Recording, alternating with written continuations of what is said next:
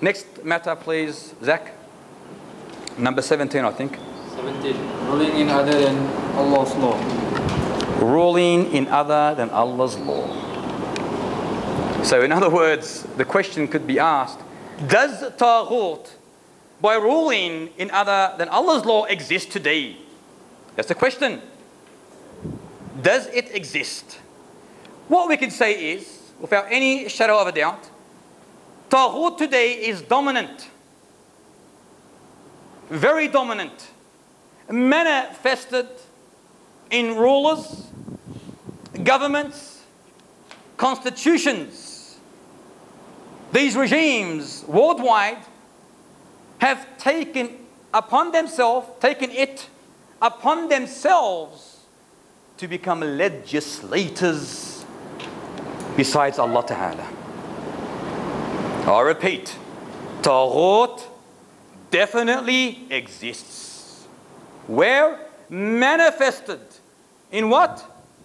Rulers, leaders, governments, constitutions.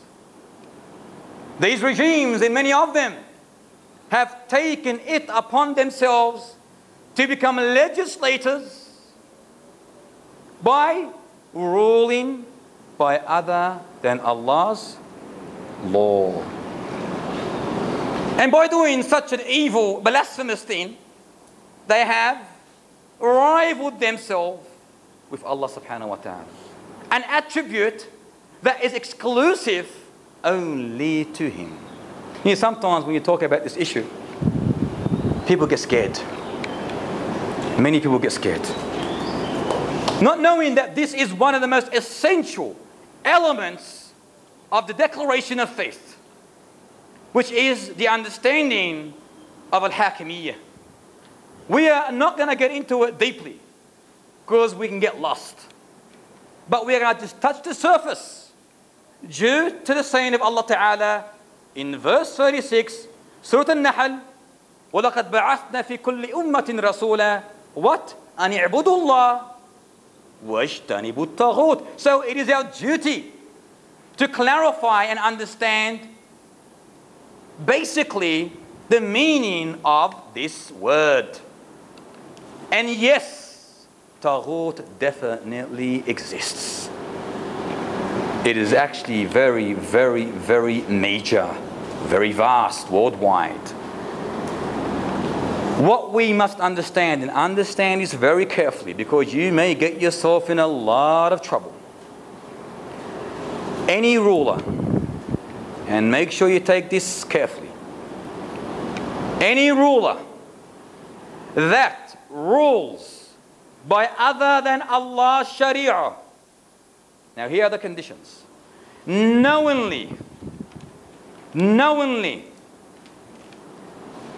while being pleased with it.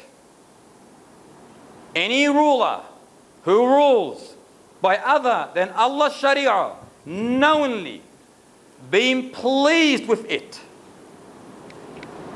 believing that it is a better law than Allah's law, believing that it is a better law than Allah's law, or that it is as equal to Allah's law, or that it is as equal to Allah's law, or that is as equal to Allah's law,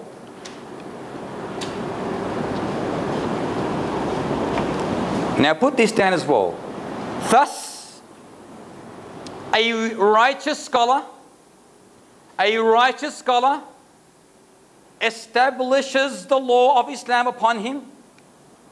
A righteous scholar establishes the law of Islam upon him. It's very important, this section. Because you cannot go out there today and just see people ruling by other than Allah subhanahu wa ta'ala's law and start labeling them kuffar. No one is saying that, and Islam definitely denounces that.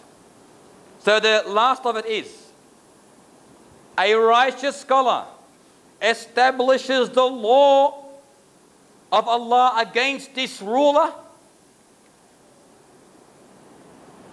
with evidences from the Qur'an and Sunnah, with evidences from the Qur'an and Sunnah,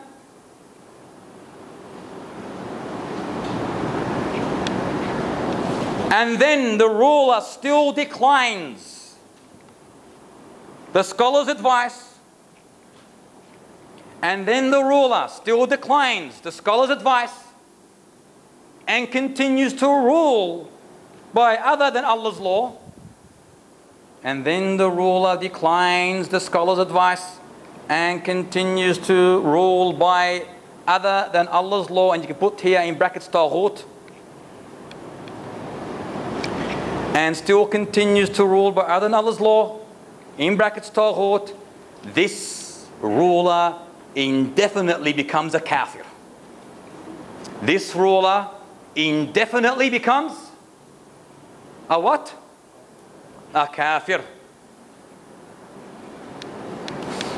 This ruler indefinitely becomes a kafir. Now you can write as well here, even if he claims to be the best of Muslims. Even if he claims, Yarhamukullah, even if he claims to be the best of Muslims.